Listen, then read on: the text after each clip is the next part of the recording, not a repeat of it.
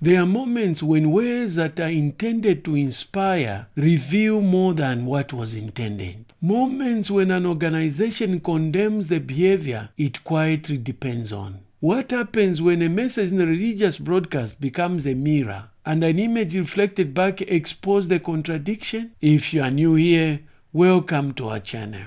A channel manipulative religious leaders wish you never discover. If you crave for deep dives that cut through the noise, subscribe and smash the notice bell for more. Today I examine a JW talk about obedience. On the surface, the governing body is teaching humility and loyalty. But beneath the surface, something else emerges. And by the end of this deep dive, I'll be surprised if you won't be shocked by what emerges.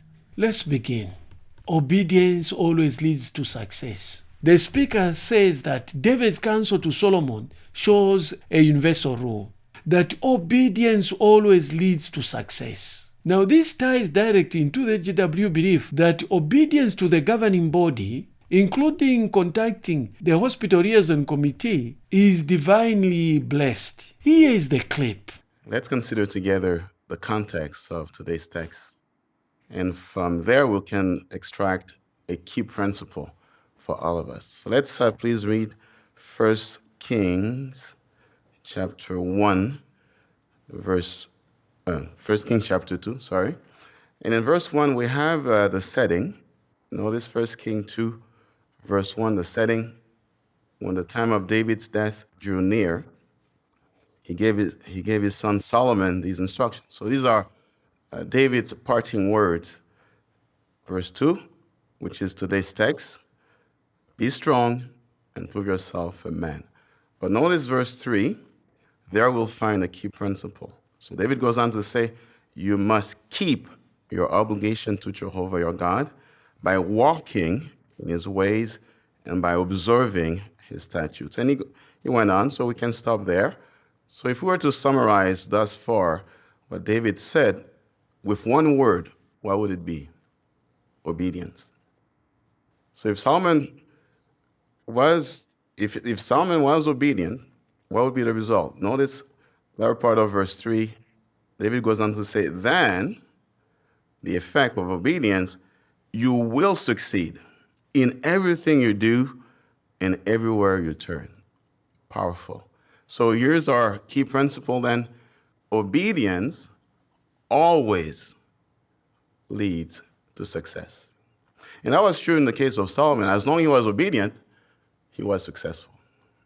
Now, this is a bold claim that the speaker has made, that obedience always leads to success. But the biblical record itself contradicts this. Job obeyed and suffered. Jeremiah obeyed and was persecuted. Jesus obeyed and was executed. Now, it's important to understand that obedience in the Bible is not always transactional. It's not a vending machine where loyalty produces predictable rewards. So to tell members that obedience always leads to success is questionable.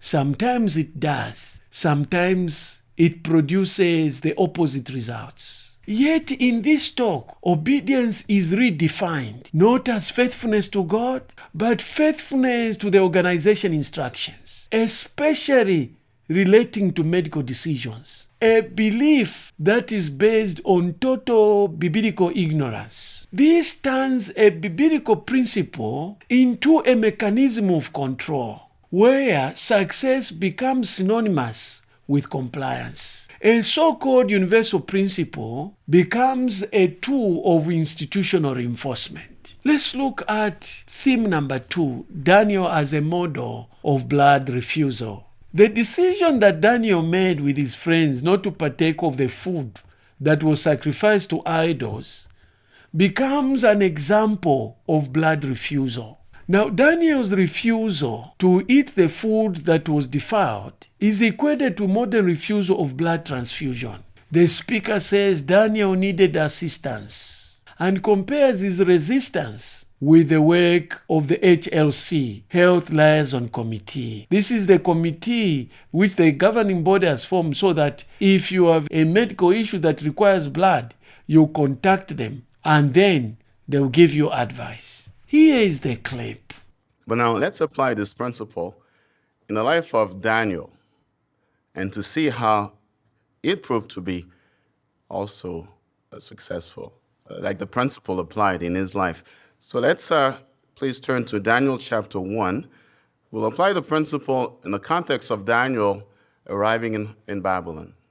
And we'll see how Daniel's actions then can mirror the actions of hospital liaison committees worldwide. So Daniel chapter 1, let's see the principle again. So in verse 8, notice Daniel's determination to be obedient to Jehovah. Daniel 1 verse 8, we read, "But Daniel resolved in his heart that he would not defile himself with the king's delicacies." Why did he not want to eat the king's delicacies? Probably some of the meat probably was not properly bled. So Daniel wanted to obey God's law on blood. Same with us. We are determined to obey Jehovah's law on blood. But in order for Daniel to be resolved, to be obedient, he realized he would need assistance. So what did he do? Verse goes on to say, so he asked the principal court official for permission not to defile himself in this way. And same is true today. In order to obey God's law and blood, we need assistance from doctors who are able, who are willing to respect or stand on blood. Now, the verse says, Daniel asked the court official. Do you think he asked only once? Interestingly, the reference Bible says that Daniel kept asking. And the same is true today. Because of the tireless effort of the HLCs to build and maintain relationship with doctors, the arrangement has proved to be successful. And that was also true in the case of Daniel. Notice in verse 9 what we read. Verse 9 goes on to say, and the true God caused the principal court official to show Daniel favor, according to footnote, kindness and mercy.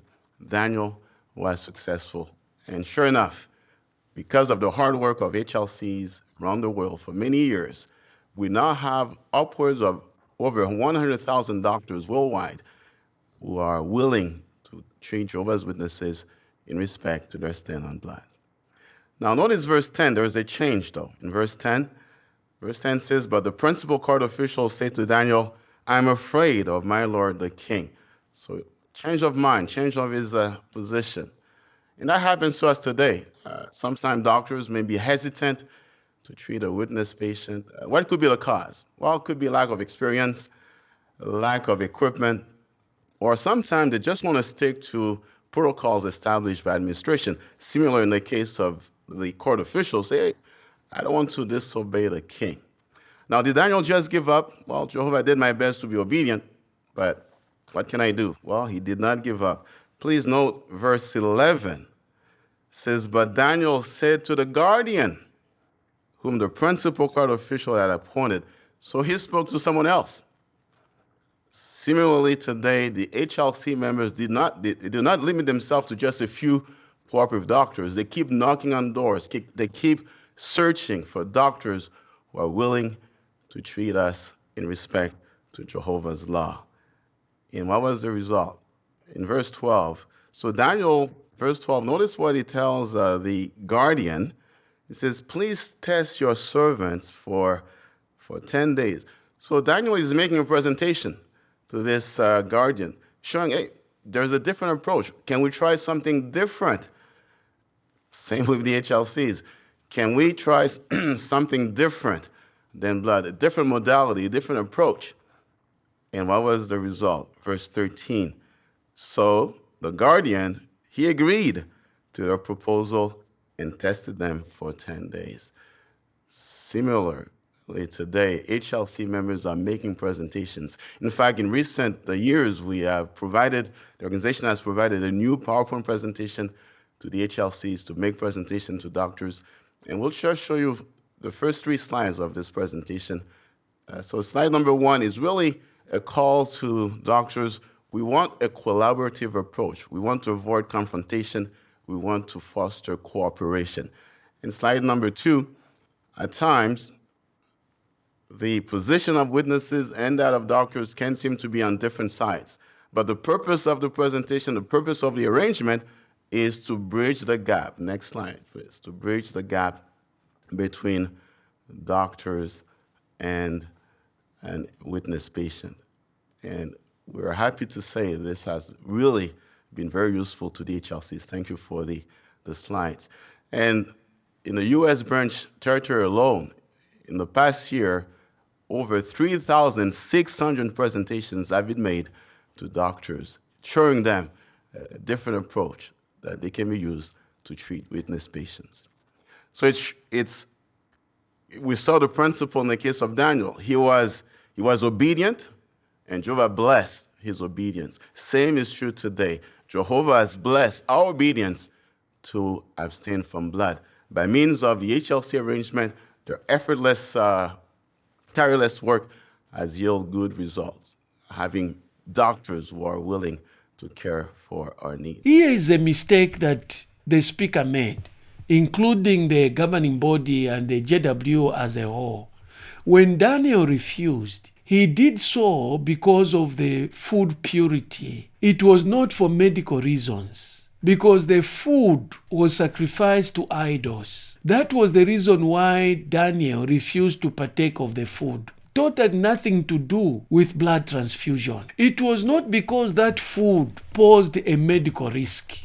There wasn't a medical procedure, no risk of death. Of course, except a risk of death for refusing to partake of the food. So it is totally wrong to use the example of Daniel to tell people to refuse blood transfusion.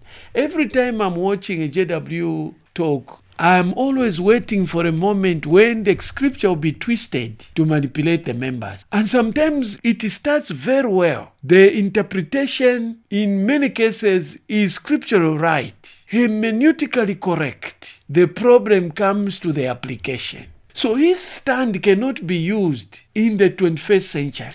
And yet the organization uses what Daniel did as an example for refusing blood transfusion. But Daniel acted for personal conviction. There was no one else who was telling him to do that. He was not forced by anybody. And it was not done under the oversight of a religious committee. He was in a foreign land. He took a stand against eating food sacrificed to idols. Ironically, the lesson of Daniel is independence, whilst the lesson being taught in this broadcast is dependence on organizational intermediaries. Theme 3. Contact HCL early. Members are urged to contact the HLC as early as possible, even if blood is not expected to be involved. The speaker claims this saves lives. Here's the clip. Now, question for you and for me. How can we support this beautiful arrangement, this loving arrangement, this powerful arrangement Jehovah has put in place? Two things we can do. Number one, we want to follow the direction that the governing body provided to us just over 2 years ago. You remember the announcement that was made in January 2023, where we were encouraged to contact the HLC as early as possible when we face a medical situation, even if we don't think blood will be an issue, because earlier is better. And we're happy to see that worldwide the friends are following this direction, and the result is that the number of emergencies have come down, and that is so heartwarming. We are saving lives. We're saving lives. And this is particularly true when it comes to pregnant sisters, because when you think of a pregnancy, it's not just one life that's involved, but 2 lives. So early contact with the HLC has yielded good results. One case we have, it's in Africa, a pregnant sister and her husband contacted the HLC. They were put in contact with a cooperative doctor, and sure enough, the first trimester, everything went well. Second trimester, everything went well. But the third trimester, sister's starting to have complications. Contact the doctor. Doctor was on vacation, but he left his vacation, put an end to his vacation to come to take care of our dear sister. And the doctor went on to say, it's a good thing you contacted me, because your life and that of your child was at risk. So it's heartwarming to see that this this obedience to Jehovah's organization direction is yielding good result. So number one, how we can support, contact the HLC as early as possible. And we want to encourage the friends in our congregation to do so as well. Number two, let's pray for these brothers and their families. When you think about it, how much would we pay someone to be on call 24/7? How much would we pay? But this is a reality for HLC members. So how much we are grateful to Jehovah and to these brothers and their families for their self-sacrificing spirit, helping us to obey God's law and blood, and which has yielded good result. So we saw the principle in the case of Daniel. He was obedient, blessing resulted. We are obedient today, following Jehovah's direction, following his law, and we are blessed. So let's remember this principle. Obedience always leads to success. On the surface, this sounds like care, but beneath it, it is surveillance. If members report every medical issue early, not for help, but for oversight, then the freedom to make private decisions dissolves.